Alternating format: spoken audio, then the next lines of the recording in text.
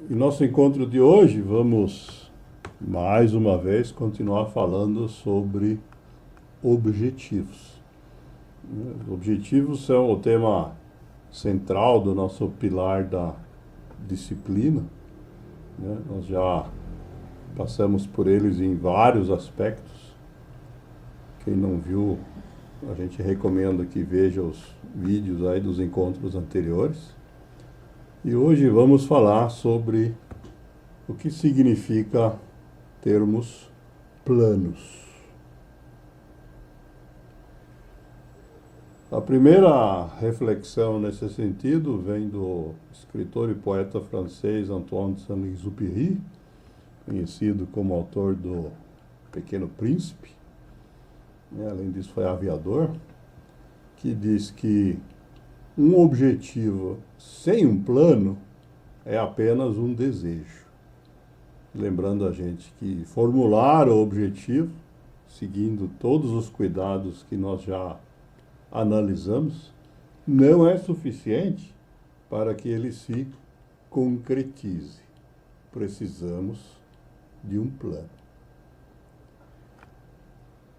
Dito de uma outra forma, esse mesmo conceito está embutido nesse provérbio japonês, vem da época antiga, que diz que os samurais, ter-se visão sem ação é sonhar acordado. Falamos sobre objetivos e sonhos.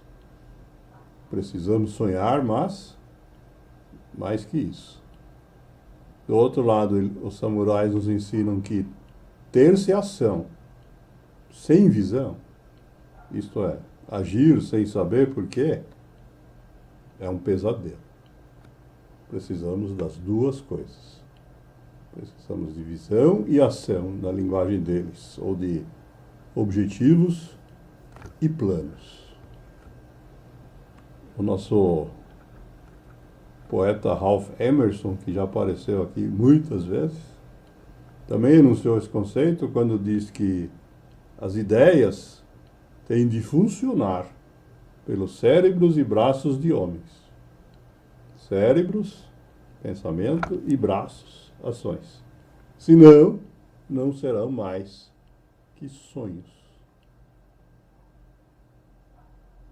E o Paulo Vieira, outro autor que já citamos anteriormente, coach brasileiro, palestrante contemporâneo, diz que, humanamente falando, a única coisa que nos separa de nossos objetivos é a nossa capacidade de agir.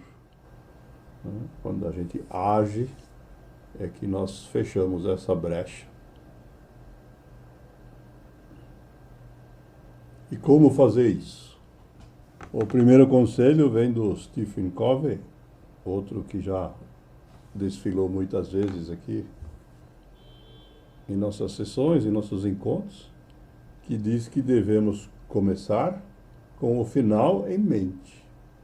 Sabendo onde você quer chegar, você vai traçar um plano. Pense em como você faz para encontrar um destino quando você quer se locomover. Precisa saber aonde você vai para poder consultar o Waze, o Google Maps ou qualquer outra ferramenta semelhante. Por outra parte, quando a gente tem objetivos complexos, muitas vezes nós não vamos ter o mapa tão detalhado quanto se trata nesses exemplos aí de caminhos geográficos. O Martin Luther King diz que precisamos saber qual é o próximo degrau. Muitas vezes vai ser o primeiro.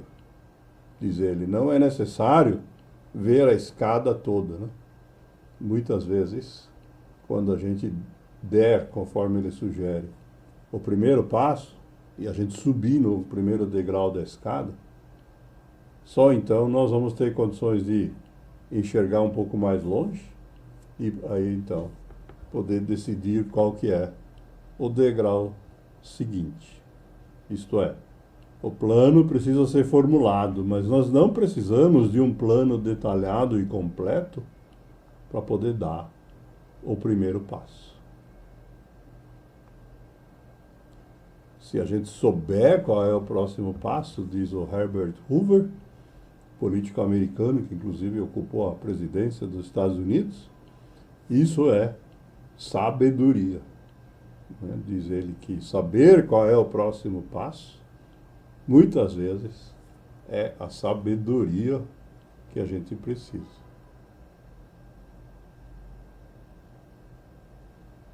E outro americano, o Thomas Edison, inventor bem conhecido, né, diz que por mais geniais que nós sejamos, 99% do caminho vai ser transpiração.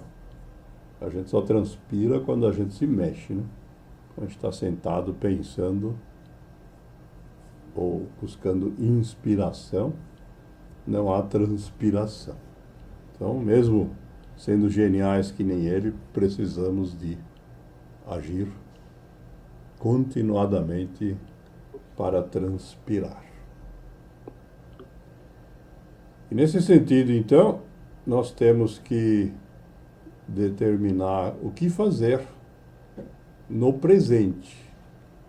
A Simone de Beauvoir, escritora francesa, também já citamos algumas vezes, nos ensina que o momento presente não deve ser considerado como simplesmente um passado em potencial. A linguagem dela é meio rebuscada, né? Mas quer dizer, o presente, o momento atual, não deve simplesmente passar. Se a gente deixar ele passar, então este instante de agora passará a ser passado. Né? Nós, de fato, temos que usar o momento presente, diz ela, como o momento da escolha, falamos sobre a escolha já na semana passada, e da ação. Né? A gente precisa escolher o que fazer e fazer. Quando? No momento atual. O único que nós temos à nossa disposição. Existe um provérbio judaico bem antigo, né, que alerta para uma característica que algumas pessoas têm de, ao invés de começar a agir, gastar tempo demais analisando o que deveriam fazer. E aí corremos o risco, então, de cair no que se chama de parálise por análise, que parece um jogo de palavras, mas que na prática significa que a gente fica tempo demais, além do necessário, avaliando prós e contras, analisando o que pode ou deveríamos fazer e não fazemos. Logo, do ponto de vista de um plano de ação, nessa situação, estaremos paralisados.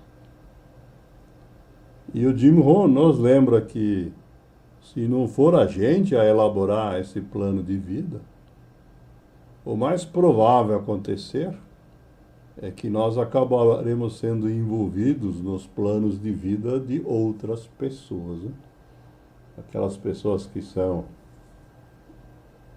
manipuladas, né? Porque não têm seu próprio plano de vida, acabam sendo manipuladas por outras pessoas que têm seus planos. Bons ou ruins, não sabemos, mas diz o Jim Rohn, o que as outras pessoas têm planejado para nós, certamente não é no nosso interesse, mas no interesse deles. Ele elegantemente chama isso de nada demais para a gente. Portanto, né, fechando esse conceito, o Benjamin Disraeli, outro político inglês, diz que o segredo do êxito na vida está em preparar-se para aproveitar a ocasião, quando ela se apresenta. Né? Nós temos que ter um plano elaborado para saber o que fazer conforme a situação se apresentar. Né? Nós não estamos aqui dizendo que o plano tem que ser, como se diz, talhado em pedra. Não. Nossos planos têm que ser flexíveis, mas eles têm que existir. Essa necessidade de flexibilidade é outra noção que é conhecida desde a antiguidade. Confúcio, né, outro autor que gastamos muitas vezes, da cultura chinesa, diz que quando é óbvio que os objetivos não podem ser alcançados, não os modifique. Isto é, se você escolheu um objetivo, montou um plano de ação, está agindo e não consegue chegar no objetivo, o conselho do Confúcio é: não mude seu objetivo, mas mude seu plano, diz ele. Ajuste as etapas da ação. Se o que você quer é o seu objetivo, e o que você está fazendo não te leva a esse destino, procure outro caminho que te leve a esse destino. Afinal, foi você que escolheu. Mas não desista dele.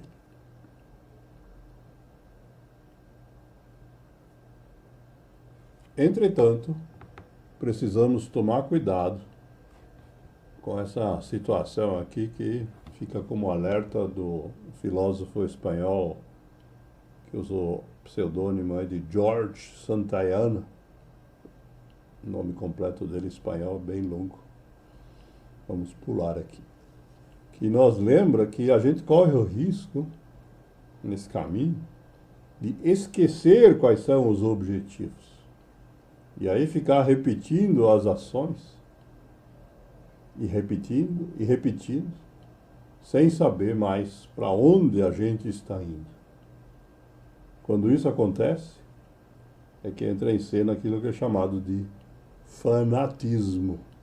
Nós vamos repetir, né, as mesmas ações consecutivamente, né? Essa é a característica do fanatismo. Não se questiona mais qual é o objetivo, mas se trata simplesmente de redobrar esforço para executar as mesmas ações repetidamente.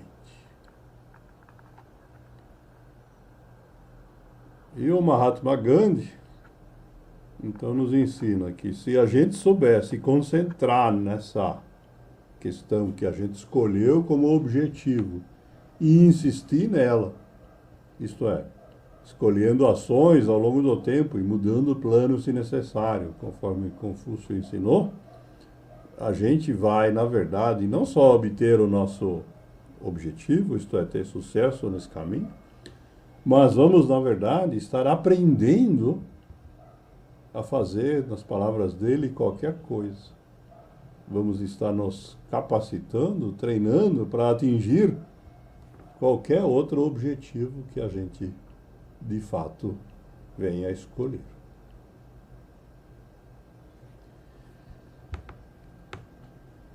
Precisamos lembrar também que, para que isso de fato funcione, como diz o Roberto Chiniachik, não se trata de fazer tudo isso para impressionar outras pessoas. Diz ele que os heróis de verdade são aqueles que trabalham para realizar seus projetos de vida, os próprios, e não para impressionar os outros. Se o seu projeto de vida impactar outras vidas, muito bom. Mas o objetivo não é impressionar, não é causar admiração. É para realizar os seus projetos, aquilo que você tiver escolhido. Esse mesmo conceito foi enunciado no final do século XVIII também pelo escritor inglês William Hazlitt.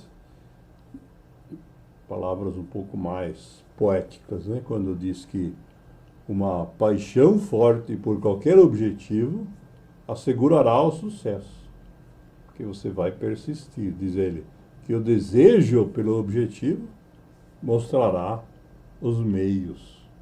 Né? Se você de fato quer o objetivo, você vai trabalhar no plano. E essa noção fica bem resumida nessa frase motivacional bem conhecida, mas cujo autor não é conhecido, que diz que metas a gente busca, caminho a gente acha, desafio a gente enfrenta, vida a gente vive, saudade a gente mata, objetivos a gente alcança.